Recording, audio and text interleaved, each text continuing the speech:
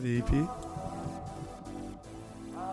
Okay, so we set out to write the best pop punk album, right? Like just the best one of all time, you know? Fuck it, why not?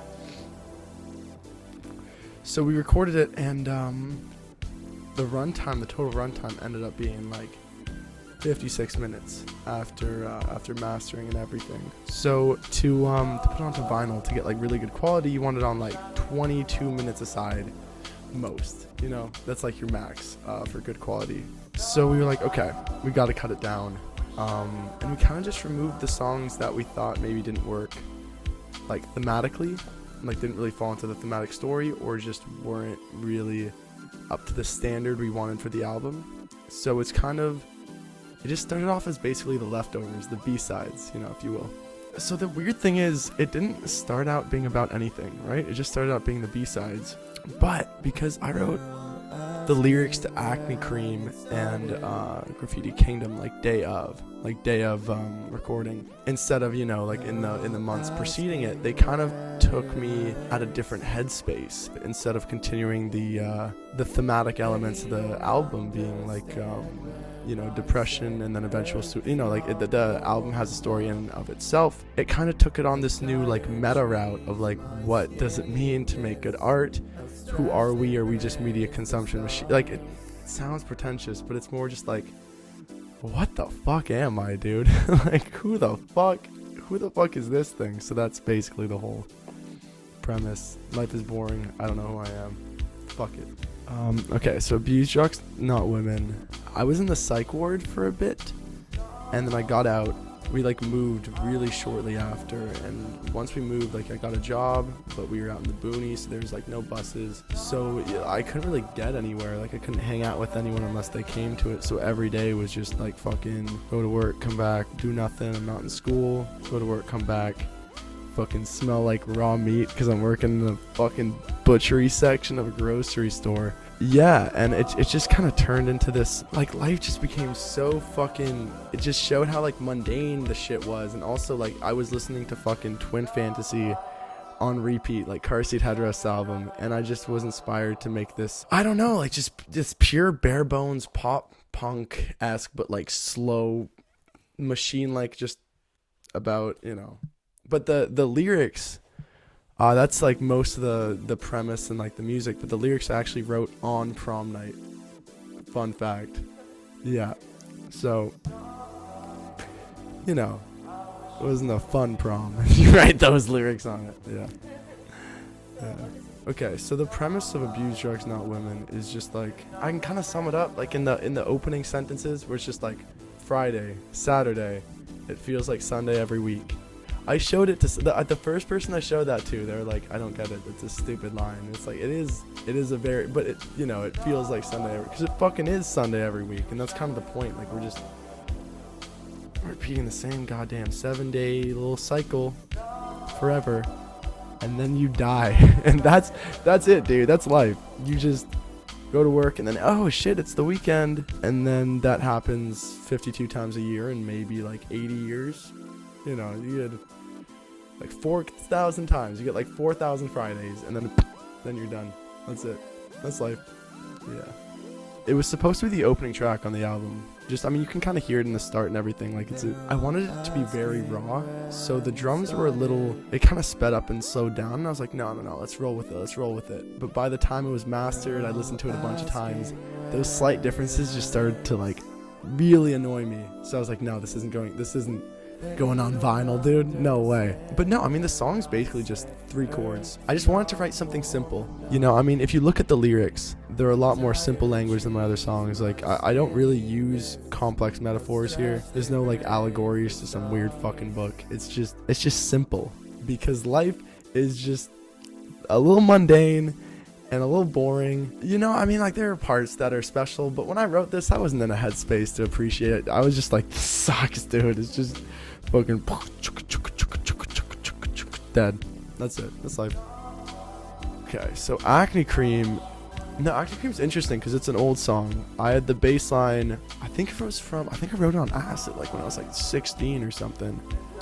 Or like maybe later. I don't know. Then I added the sus2 chords on the, no, originally it was a guitar line, and then I was like, nah, dude, nah, this needs to be the bass line. So I added the sus2 chords on guitar, and it was this little jaunty little song about you know, how I'm just obsessed with my appearance in like this negative way, and I'm so into like high fashion, like streetwear, and it's for what? You know, so the original lyrics are just like name dropping fashion brands like fucking Comme des Garçons, fucking Rick Owens and shit. And then I was like, no, this sucks. I kind of rewrote the melody, added some synths, and sped it up. But that was like right before the album was released, so you know, that kind of shit.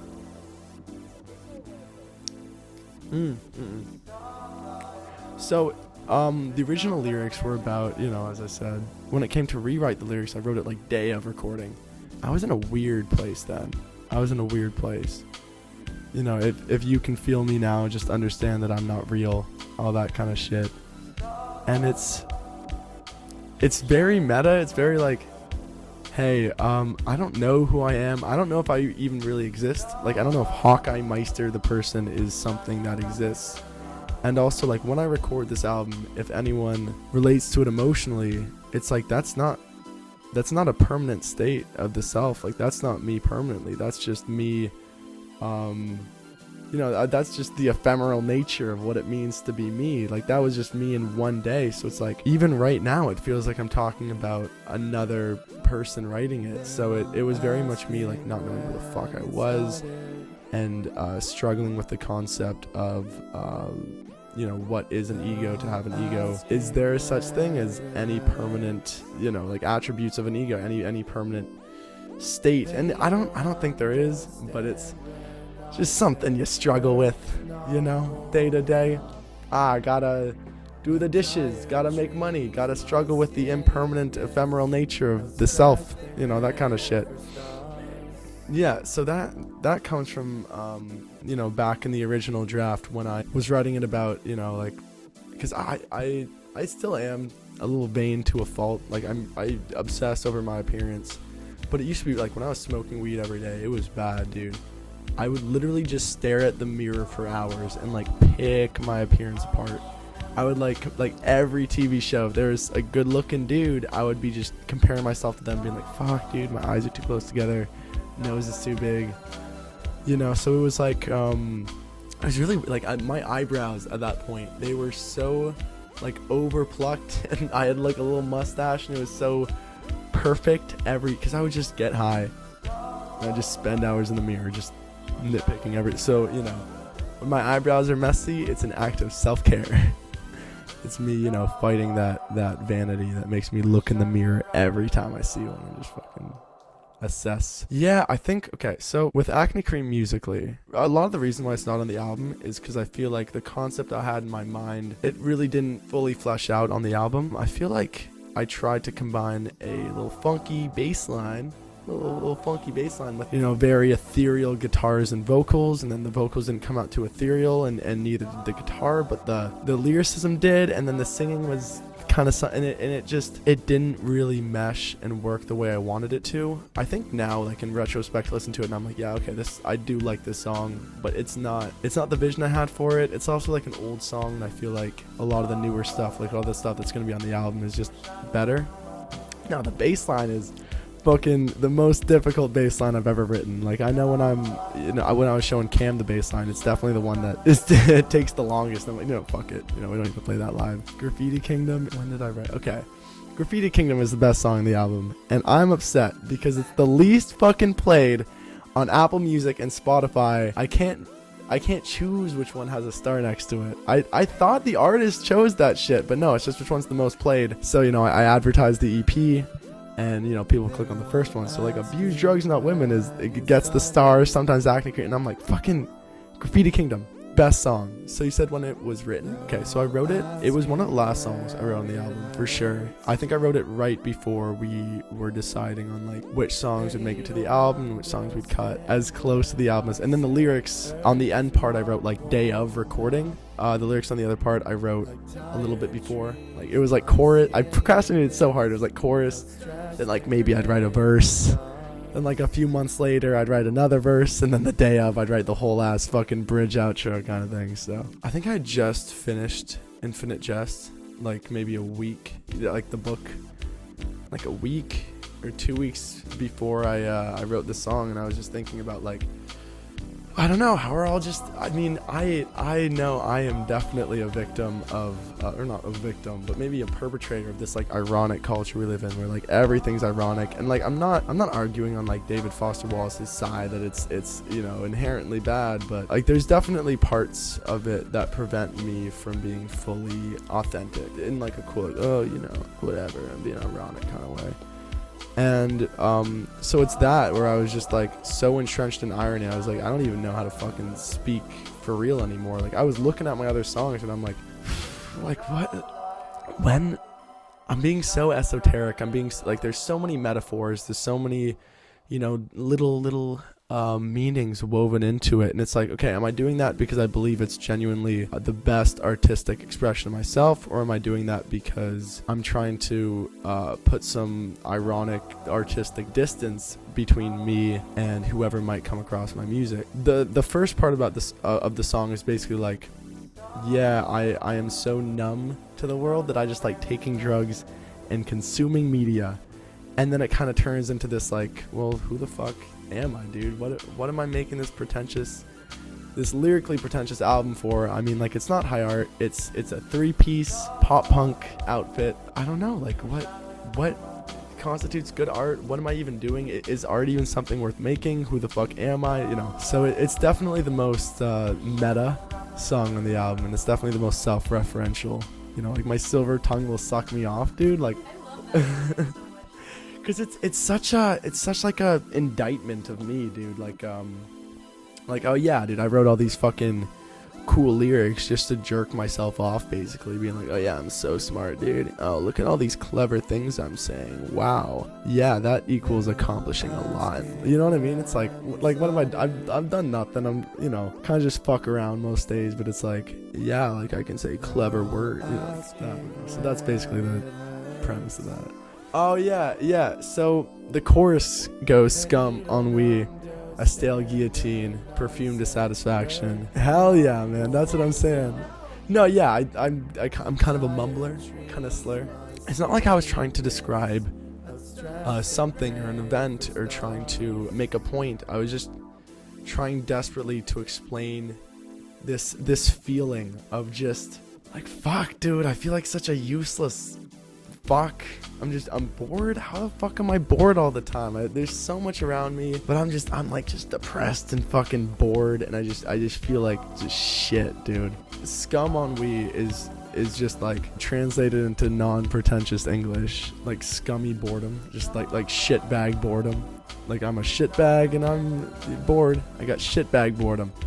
A stale guillotine, it's like, yeah, like I'm doing drugs and shit, which should kill me, you know? But at this point, like, it's so fucking bored. Like, I've done it so many times. It's stale. It's painful. You know, it's just this rusty fucking guillotine that I'm just putting my head into because I'm like, fucking, I don't know. So, you know, I got that scumfuck boredom.